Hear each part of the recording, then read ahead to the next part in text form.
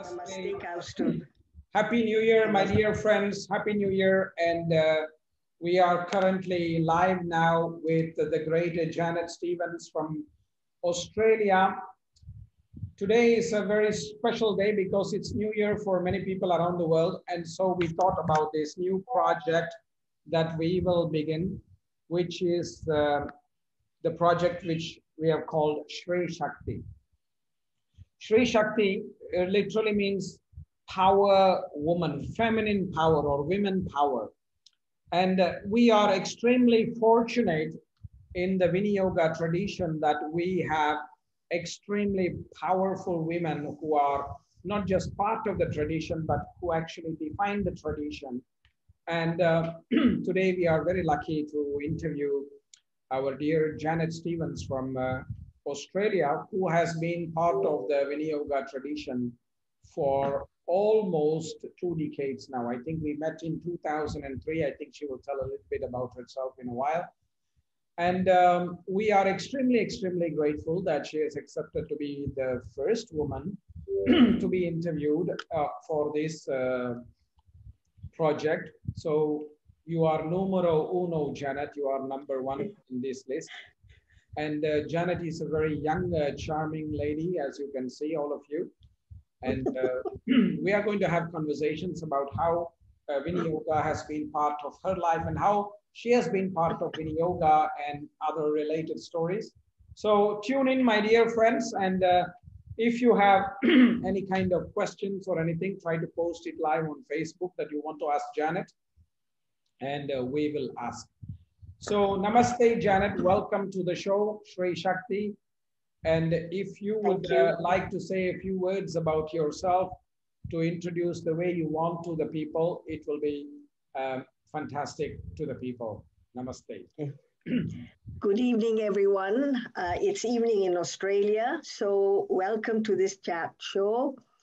Kausthub asked me if it was a good idea to interview a group of women in the tradition. So I said, absolutely, that's a good idea. And the next thing I know, he has already put it on Facebook, which shook me a little bit because I didn't think I would be the first person. Then on reflection, I thought, well, he's put me the first because I think I'm his oldest student worldwide.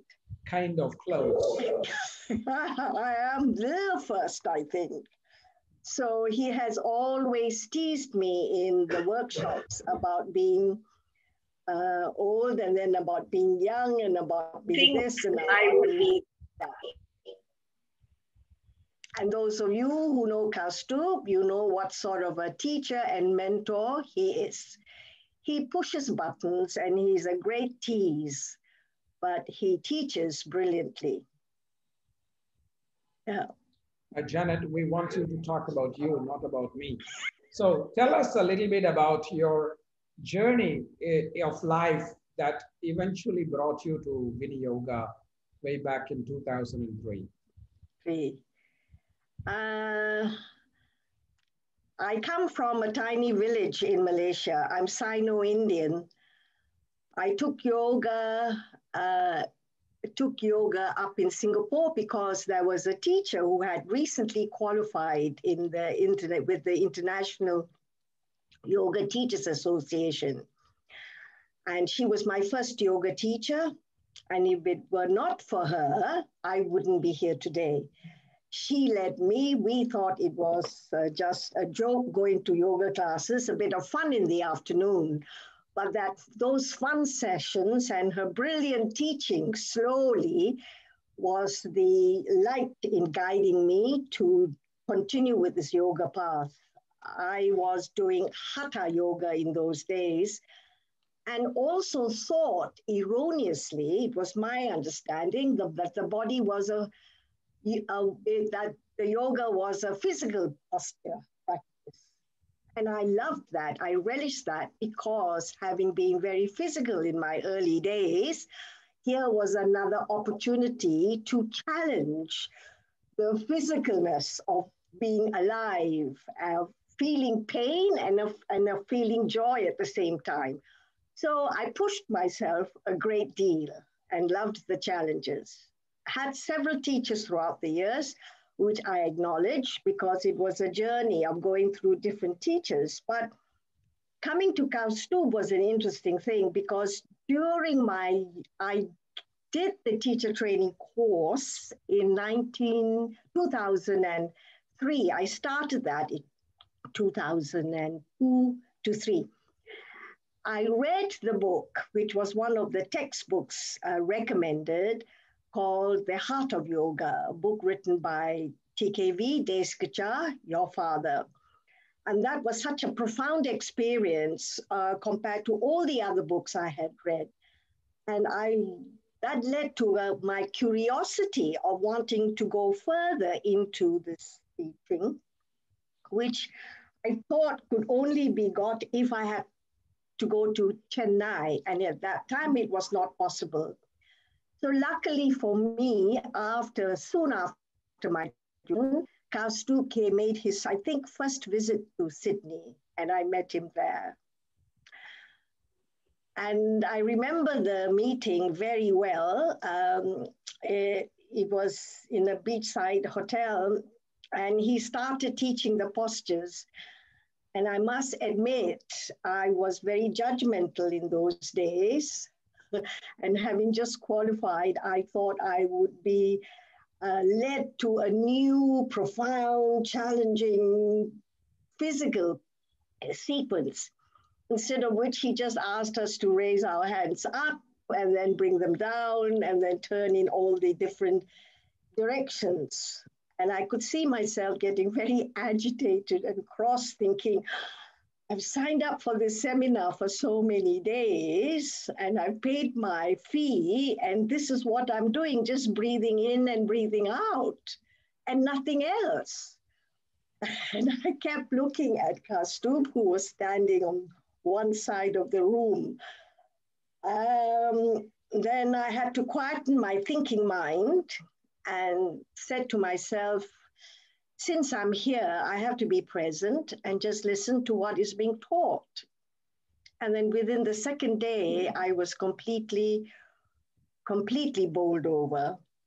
And during that time, I was going through a very difficult, traumatic time, in fact.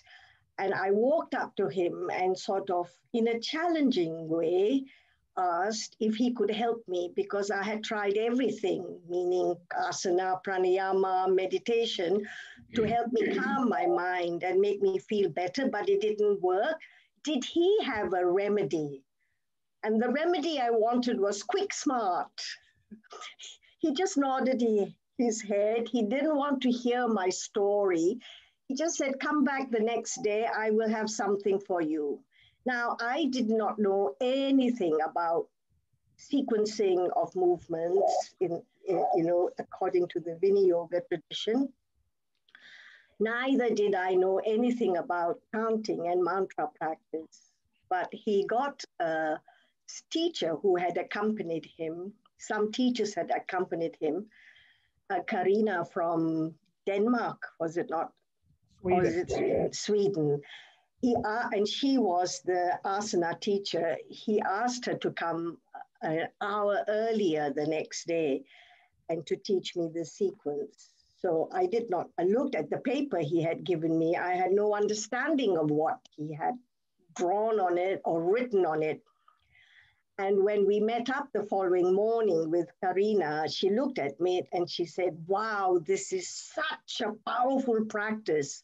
I sat there stunned. You are in the right place. I burst into tears then, and she said, please don't be worried. You will be fine.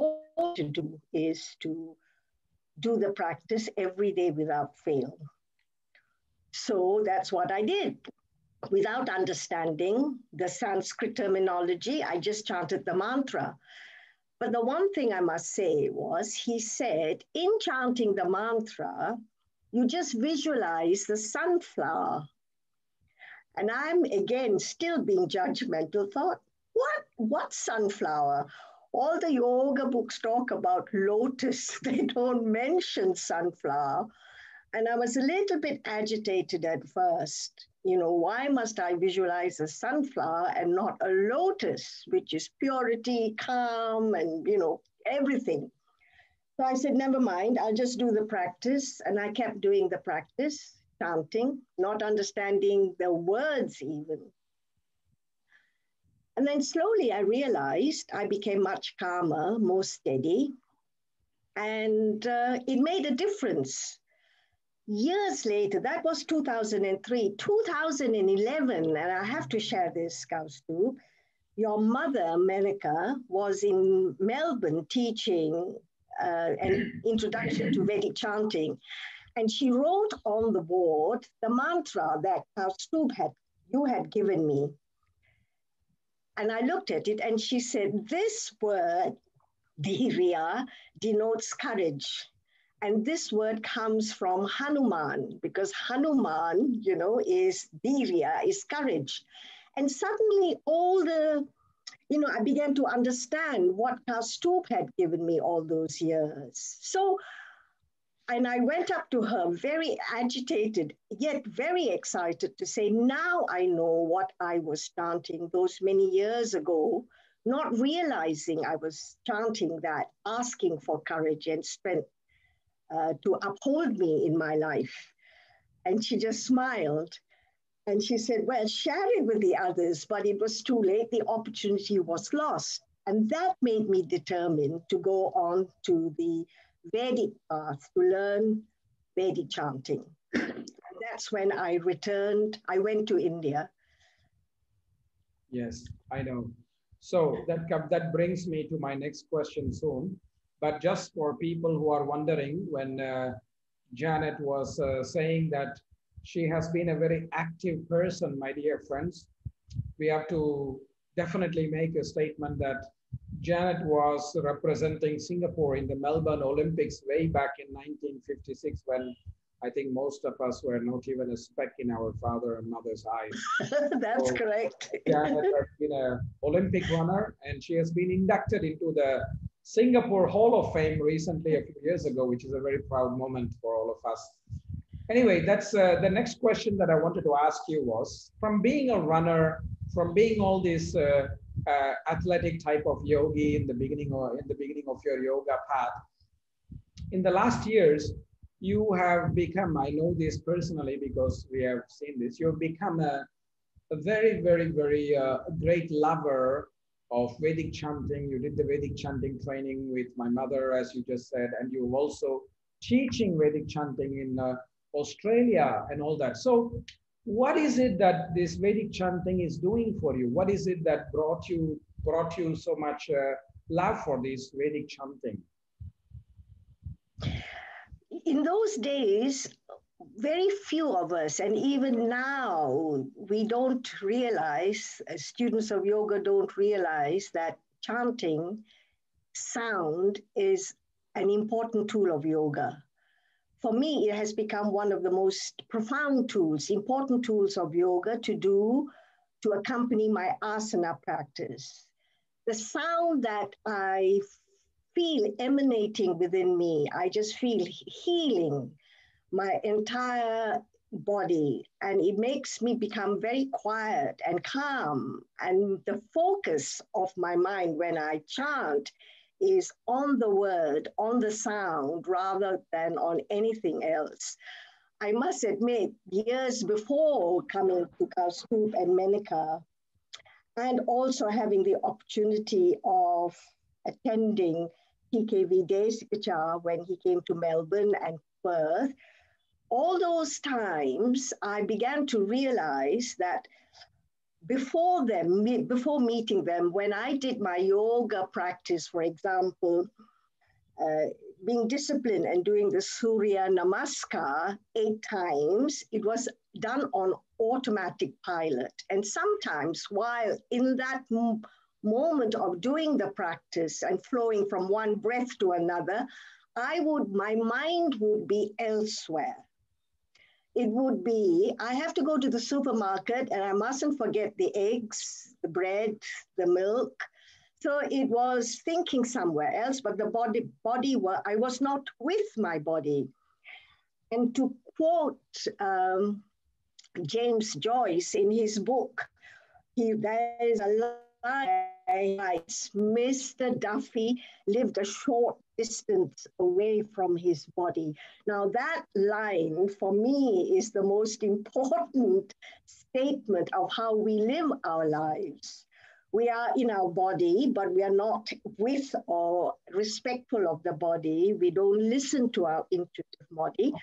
We are a short distance away from our body into our mind. And the mind generates, as you know, Kausthub, all sorts of thoughts, good and negative thoughts come about. And we give power to that mind of ours. So we may have the trappings of being a yoga teacher. We may have all the qualifications. We may learn a lot, but we are not. We may teach all those things, but we are not actually living the real yoga life. Does that make sense? I mean, yes, of course. Yes. So it's a posture that we perform. You know, we are posers. We just use the title to define us, but we are not actually living the way we should be living. We are in our thoughts. So you would say that perhaps the concept of mantra and Vedic chanting somehow stilled your mind and brought your even practice of asana and other things like meditation practice or something like that. Would you say that? Yes, I would say becomes a meditative practice, right? And also the other wonderful benefit of Vedic chanting is when I applied for the Vedic chanting yoga therapy, Vedic chanting teacher training course, it was 2 years. I was suffering from asthma then. I couldn't chant correctly. My breath was short. I must say with the regular practice, I don't have problems with asthma. I don't have to take medication for asthma now, and I'm quite relaxed about this. It's only when I laugh too much, when I'm with friends, that sometimes my breath turns into a wheeze from too much laughing. But it's not there anymore. I don't hear myself wheezing before I sleep at night, or the chest doesn't tighten anymore. And it's all due to the Vedic chanting that I do. That is so great. That is so great. And I really hope that all those who are listening in will consider Vedic chanting as part of their journey, because you see, there is so many health benefits of Vedic chanting for people, including, in your case, you have talked about alleviating your breathing problems, especially since you suffer from asthma. I really hope everybody will do this. One question I do have for you, which is related to our topic today, Janet, is that obviously you are a woman. Traditionally, yoga was mostly practiced by men and things like that. So we could say that many yoga practices were somehow tailor-made for men of those days. How do you feel the Viniyoga tradition is adapting or honoring the different needs of the woman? Because the woman's body is very different from the man's body. So how in your experience, what do you feel has been the great realization for you? How is Viniyoga approaching women differently from, let's say, other schools?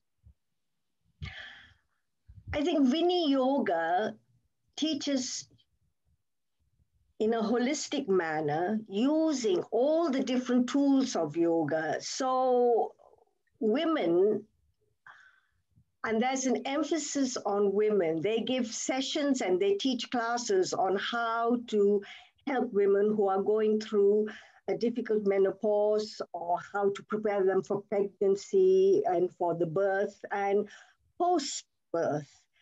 So as do other yoga schools also, they do that. But I just found all the different tools of sound, breath, chanting, the qualities were easily available.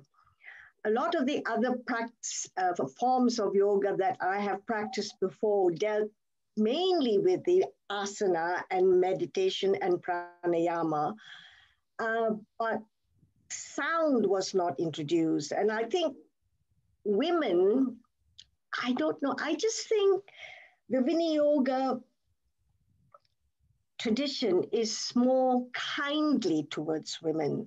It's not so confronting like the other schools. The emphasis was to get your body into the correct posture. The form of the posture was the most important, the most essential part to get your posture correct. It was not the function. Here, there is the approach that the yoga has to be taught to suit the needs of each person. And every woman is unique, it's an individual. So you approach it from their perspective rather than from all the teachings that you have garnered from the yoga teacher training. You know, it's not one size suits everybody. You have the framework and then you adapt the framework to each and to all the women. I think it's more nurturing, more caring. It's not what is it, a challenge anymore. It could be challenging if you're younger, but you know, for people at my age, I'm a senior teacher of yoga. I'm a senior. And you are a super senior, Janet. I'm a senior.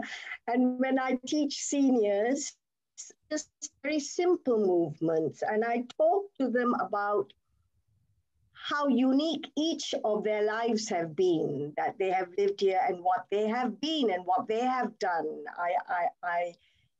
I honor them as each individual. And then I just say that we have to continue to be strong in our body and in our mind, you know, and everything. Because I think a lot of senior women, I feel, and having spoken to so many of them, a little bit anxious and a little bit negative and a bit down. They have forgotten to validate themselves and tell them that they are great and special, super special.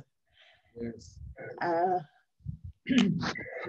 I want to I want to ask you another thing, because I feel through my experiences of teaching many people in the last few years, I have formed a kind of an opinion, and I may be wrong. I absolutely qualify that. I may be wrong. This is my personal opinion.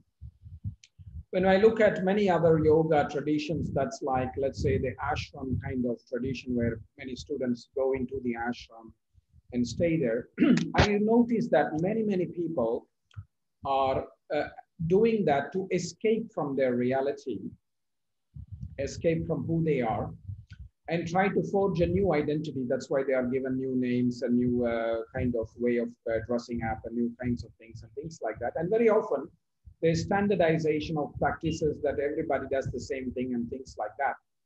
So in a certain way, I start to see that many people lose themselves when they go in these kind of traditions, because that's what they want. They want to escape from their own self, because they probably had a lot of traumatic things in their life and things like that, and they want a sanctuary from that traumas. However, on the other side, when you look at Viniyoga tradition, we are actually dealing with students one by one.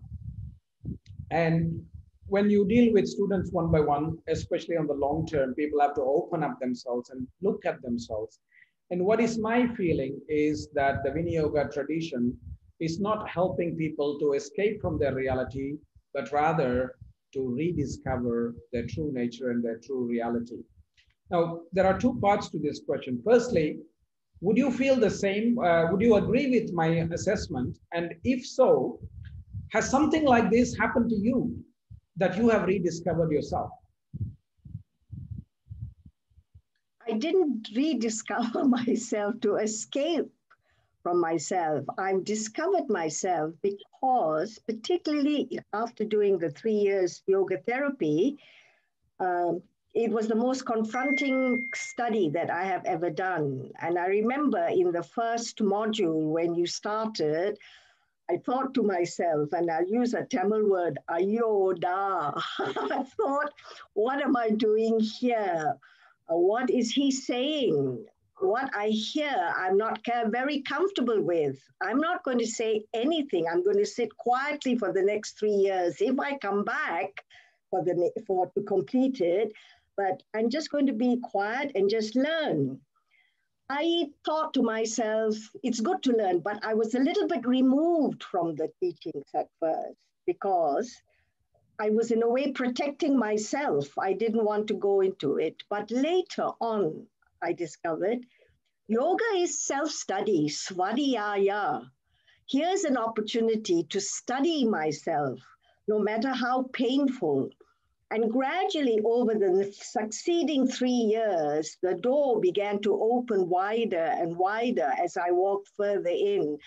I could then have an awareness of the whole history of my life from the beginning, going back to the generations beyond 3 generations, but according to the teachings, 7 generations, or is it 8, Kausthub?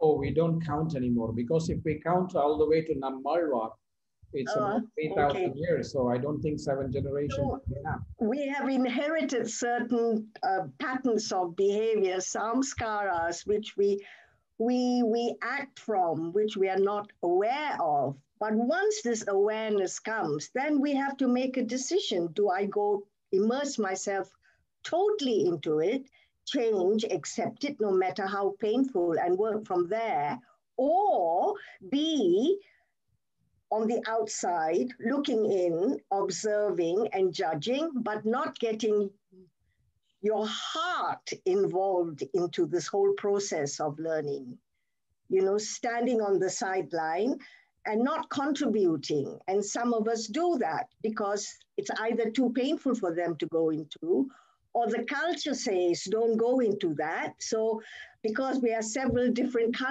cultures from all parts of the world in Chennai put together for this short time, it is a fascinating study of the human being and of ourselves, right? Not wanting to go into it, but I just thought, I'm here, I might as well accept myself. Yes. So it's been great for me. And I think that is a very great example for all of us. I say that you are an example for me too, and I'm sure that there are many others in your class who would also consider you as a great example, because you started your yoga therapy training when you were about 81 or so, and you finished it when you were 84. So there is no bad time to look at ourselves and rediscover our true nature, or look into our hearts as you used it. And that's another thing that I would like to ask you about, because in many other traditions, people are often looking at yoga as either a body practice or as an intellectual practice. It's more like a university-based approach, an intellectual, information-based approach. But as you use the word, our tradition, Viniyoga, is more about the heart-based approach. That's why my father even called the book Heart of Yoga. He didn't call it the Mind of Yoga. And I see that behind you, there's a beautiful photograph of my father even touching his heart in the background there in your room. So what has it been for you to come in contact with your own heart? What has that done to you? Has it been good for you? Has it been bad for you? What is it? What has it done for you? It's been so good for me, because now I understand myself more, how I act, how I behave. I'm still improving. I'm not perfect. I still make mistakes. I still have certain habits which I have to be aware of. I think it's an understanding of myself. I'm not, in the past, when I was younger, I was always trying to be the good girl. Being the eldest of a large family, I always felt, or the Catholic upbringing in the convent taught by nuns, trying to be a good example for my brothers and sisters. And I always had to toe the line. And I think the one way to feel a form of escapism was, I found my escape from always trying to be good. The escape was reading, all the time reading. I found myself immersed in books, love of books. And the other was physical, to go and run. And the running, released endorphins and gave me this sense of joy, the accelerated heartbeat, the camaraderie of friends who were running with me. That gave me a sense of nurturing and nourishment. I didn't understand it then because it just felt good. Now I understand more why I did that. There were not many girls of my age in the 50s running and competing. For me, it was a liberation, a form of escape. Yeah. I think I had a very strict father as well. So the strictness, the discipline in the house, that needed to get some form of escapism. So the head was down reading books, the fantasy world, and reading about things that did not exist around Singapore. There were no books on Southeast Asian poetry at that time because Singapore was a British colony. Everything was based on the British curricular system. So I read as a form of escapism and wanted badly to leave the country and go and visit these places I had been taught and read about, So hence I left Singapore, and I don't know, I've lost the question now. Oh, no, I think you answered because you're good. I asked you the question of how it has helped you connect with your heart. So by disconnecting from your mind, obviously you are connecting with your heart, right? Yeah. That's good. See, in a jovial way, you are losing your mind, which is good because then you are with your heart. It's in a jovial way. Janet, there's another very important question that comes to my mind, and that is something on my reflection. And I'm very sure that you and I have had this conversation, not just privately, but also in many instances in our training. A lot of the fitness regimes today by the people who are practicing around the world, whether it's like going to the gym or pushing Pilates and the biking and all those kind of things, is more like a masculine energy, male energy dominated approach. And even yoga is being turned into that kind of like a fitness regime, fitness thing. Whereas the woman feminine energy is much more spontaneous, much more softer, and it's more flows. And that's why it's like focuses on the prana and things like that. And do you feel that this is also something that you have experienced in the Viniyoga tradition, or do you think that we need to integrate some things that will bring us more closer to allowing women to, and men also, to be in touch with their feminine energy as well?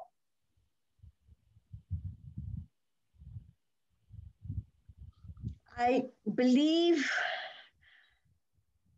that it might happen, it will happen, but the world today is such that women feel they have to compete with a lot of their male counterparts in the workforce. They want to be fit like men. They want to be strong, which is not wrong. It is very good to have a healthy body. But I have found that it took me, talking about the softness of the yoga, when I first started teaching, a lot of the people wanted it to be just directional, words given, they obey, they don't use their intuition, or that they push themselves beyond their capacity, they hurt themselves. They are not listening to their body. So they want to, it's a performance, I noticed, or perhaps I was doing that myself when I graduated. But then by meeting you and the Viniyoga tradition, I began to let go of the body image, the muscular parts, the calling out of muscles, and to go inward. To go inward was to bring in the breath, which was not very often mentioned. It was just the direction of postures. And to go into the sound. So even in although I came back from Chennai having learned all this, there was trepidation on my part to introduce it to my students. And I didn't do it for some time because the students were used to a certain type of yoga. They expected that. So when I tried to do a simpler version, I lost a few students because it wasn't a challenging performance. I then decided after a few years, I really don't care if they leave. I'm going to teach it the way that I like, and I believe yoga should be taught. And my whole teaching practice has changed. And I have found a change in some of the students. They may have been reluctant to use their voice to chant a simple mantra, but I simply persevered. And I have said, you don't have to chant the mantra in class when we're doing yoga. You chant it when you drive your car, when you go to work or go to the supermarket. You chant it when you are going out for a walk. How often have you gone out for a walk and come back after an hour and not been aware of the surroundings that you have walked around? Or how, the mind has been very agitated, thinking and regurgitating all thoughts. It's the same when you drive a car to work from point A to point B. So I have suggested to them that they use this tool of chanting, Namaha, which is what I learned from your first practice. Instead of giving them the whole mantra, just that one sound of Namaha. It had a profound effect on my grandson when he was 2.5 years old, when I was chanting to him because he was restless about going to bed. He just said, Amma, can you just chant na na na again? And I thought, wow, if my chanting of that one Sanskrit word can give him solace, this is so wonderful. So from there, I developed the courage to introduce what I had been taught to the students. So most of my classes now at home, and even in my chair yoga for seniors, I can't see the seniors because we are in this, environment where we can't see face to face. I just think I can see them at a distance on the laptop in the background. I'm just going to do my own thing. I'm just going to enjoy myself teaching chair yoga, and I just chant. And I hear them sometimes echo the chant back. I tell them what the meaning is, and I do the chants, for the whole body, and they all seem to love it, and I get good feedback. So I think I'm in the right direction, finally, of connecting to the people and making them feel good about themselves and good in their body. Yeah. That's very good. And not to be too, because I've heard so many times, oh, I wish I can do yoga, but I can't touch my feet. I wish I can do this, but I can't, So this way of teaching gives them an opportunity to explore the whole, what yoga was meant to be, how it was meant to be taught in the classical sense, not in the modern gym sense. Yeah. Janet, what would your advice be to the women of this world who are having this very big issue worldwide about this body image problems? Because this United Nations and many other countries of all health agencies have also talked about a growing phenomena, and this is especially in the women much more than men, but although men is also, it's coming, that people have a body image problem. They don't like their body, and that's one of the reasons why they just push themselves to go to the jogging, to Pilates, to like the gym type of yoga and things like that.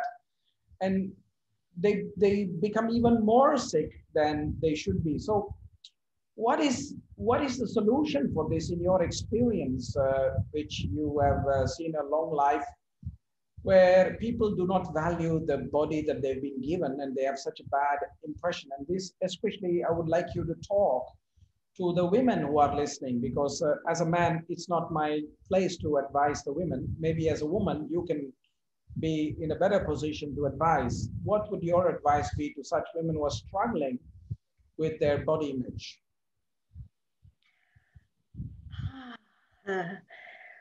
These women who are struggling, they're struggling because society or social media tells them that they have to have a specific type of body. And if they are into yoga, they're not practicing the first tenet of yoga, ahimsa. Yeah, they are violent. They may not be they are physically violent, but they don't realize this because they're creating that perfect body.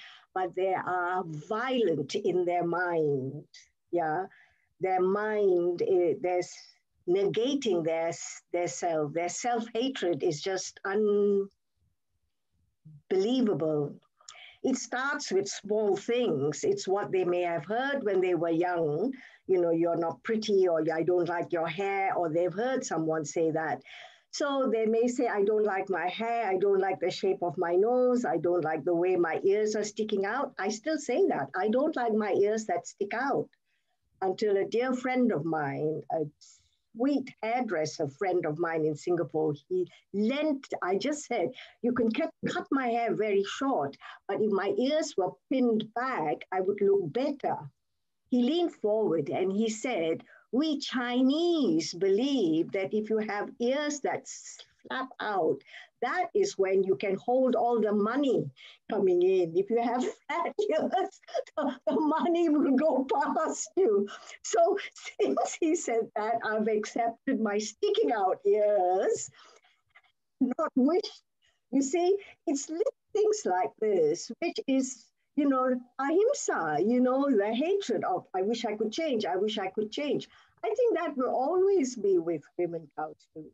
You can't change that, but they must realize by saying that and trying to improve, they are being violent. If they know that they are using their mind to generate these thoughts, that it is harmful, that it's causing internal suffering and that it is bad, they might stop doing it. They have to learn to love themselves and accept.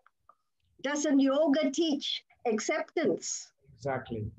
Well, I agree with you, but there's one statement that makes me ring alarm bells when you said this will always be like this with the women.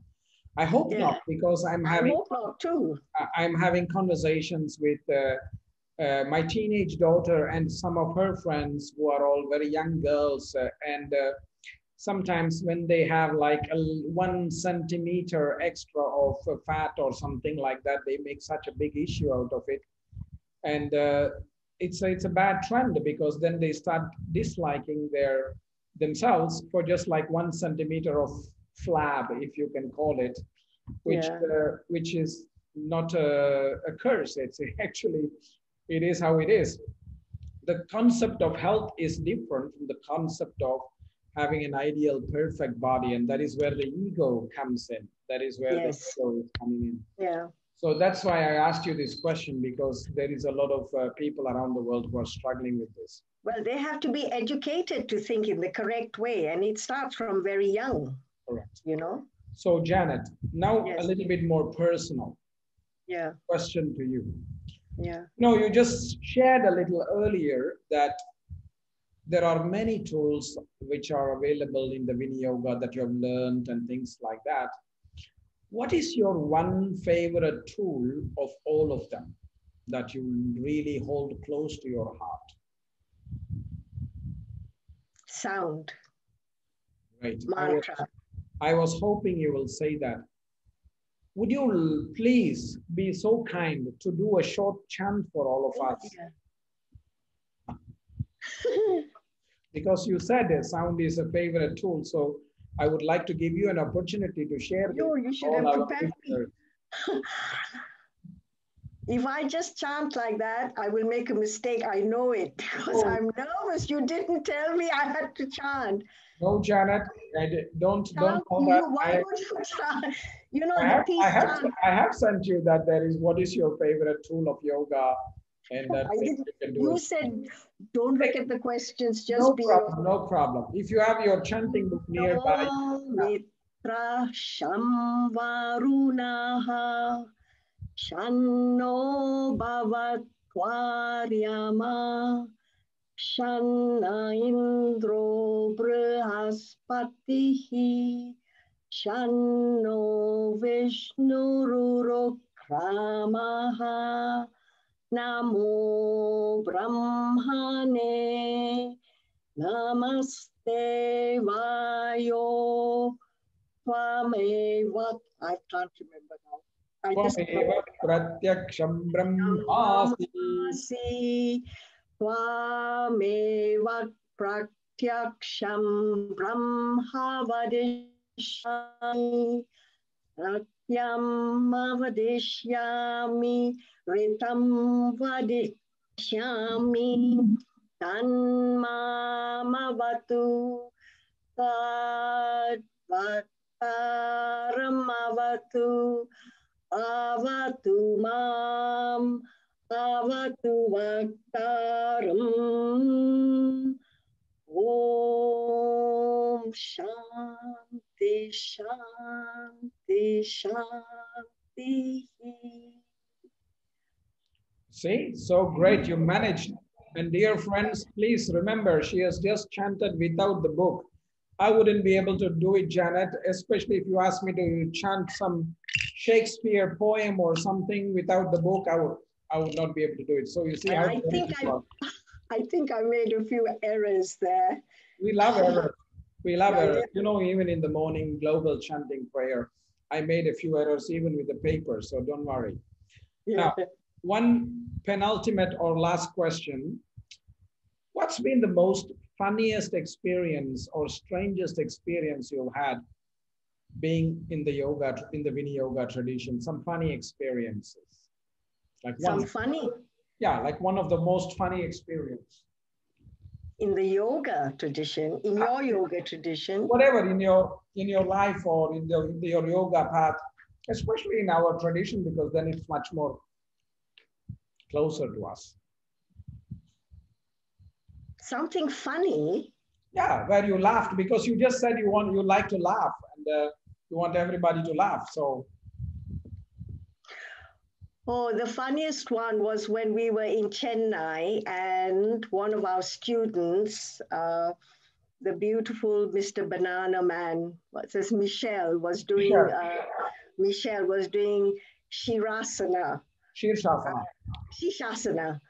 And you were there watching, and you just smiled, and then someone challenged you. We had never seen you do Shirshasana, and someone challenged you to do it. And you were dressed in your ordinary clothes. You were not in yoga wear. You are never in yoga wear. I think you were in your jeans and shirt. And you had to show us how to do the correct Shirshasana. And while you were doing it, everybody began to laugh because we didn't think you would be able to do it. We have never seen you perform asana, difficult asana, and you did it.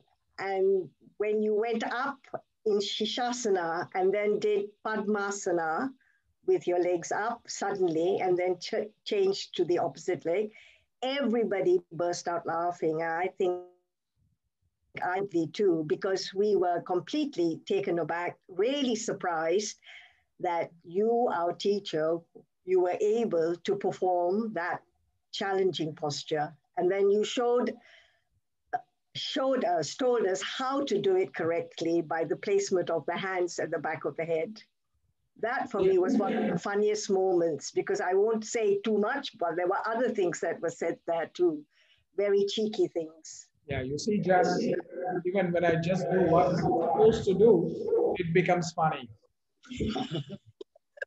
it's the way you do it or explain it, which is a beautiful way of teaching, not a seriousness. You know, there's no, it is serious, but you have a sense of humor, and your attitude towards teaching that is very different from other teachers. Good, good. Do you have anything that you would like to tell or share to all the people who are listening, especially about your experience with Viniyoga or things like that? Because maybe there are some people who are not encountered Viniyoga yet who may be open, or there are some of us who are listening, like Fiorella is listening, Reiko is listening, Prema is listening, very early, Misa is listening, and Yes.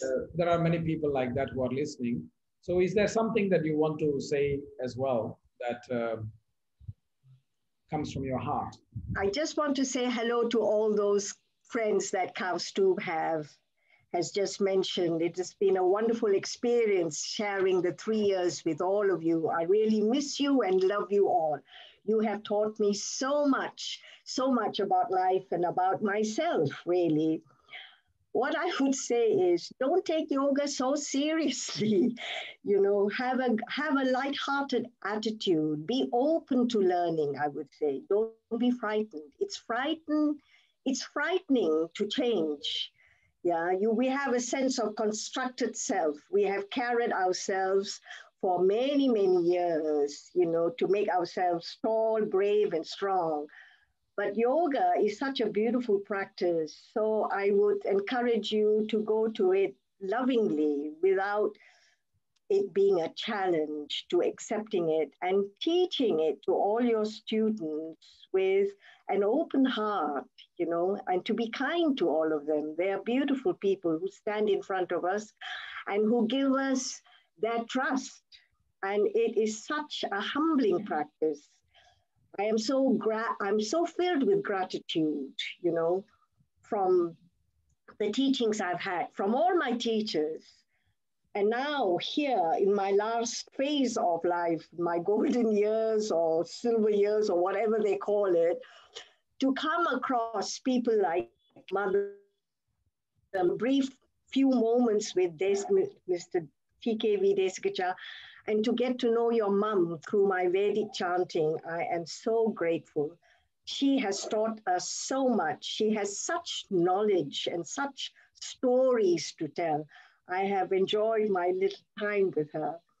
And with you, Kausthub, and with everybody, all the teachers there, apart from you, the staff there, and Mr. GRV, that lovely man.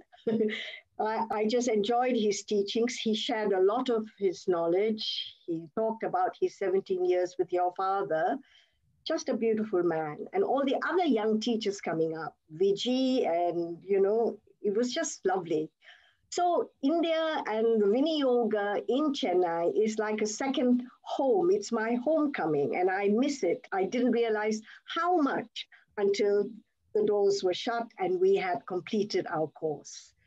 So I'm grateful that is over. And it's a wonderful phase of my life. I'm grateful. Thank you. Thank you, Janet. We also miss you very much. And I've been reflecting in the last few days always that we don't realize the value of something until that is taken away. So in the past years, we were just taking it for granted that students will come and visit our school and we will go visit our students in their countries. We took it for granted, and suddenly the corona wake us up, and suddenly we realize how we should not take anything for granted, you know. And yes, thank you for sharing your fantastic stories and your chanting as well, which we appreciated so much. It was a little surprise, but not really a big surprise. And so many people are saying how much they are appreciating this conversation. I'm so glad that we had this conversation today on actually the 1st of January 2021, which is also very symbolic, Janet. And I want to tell people why it's symbolic also, because it's exactly 15 years since the KHYF was founded. My father and I founded the KHYF in 2006. on the 1st of January 2006. And so it's exactly 15 years, and it has been a great journey, and hopefully it will continue for more time in the future as well, with so many wonderful people like you. And we are very, very privileged to have powerful women like you and others who are part of the tradition and who have given so much to the tradition, and that's why we are so appreciative. In about 2 weeks' time, my dear friends, please take a note. On the 14th of January, which is also a very auspicious day in India, it's a Pongal day.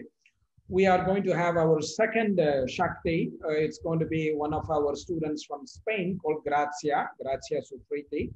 She is also somebody who I know for a long, long time, from 2008, almost about 12 years. So we will have a conversation with her. At the same time, India time, 2 p.m. on the 14th of January. I will be making the announcement on Facebook as well. So please join us, and we will be very happy to have you all again. And I'm sure Janet was going to be watching that interview as a listener that time. Now you've been the speaker. The next time you're going to be the listener. Yes, I will look forward to that. Great. Thank you so much, Janet. And thank you all, my dear friends, for listening and for being part of this very special evening on a very special day of the year, the first day of a very auspicious year, 2021, which we will pray and hope that will be great for all of us, much, much better than the one we just had. Namaste, friends. Namaste. Thank you.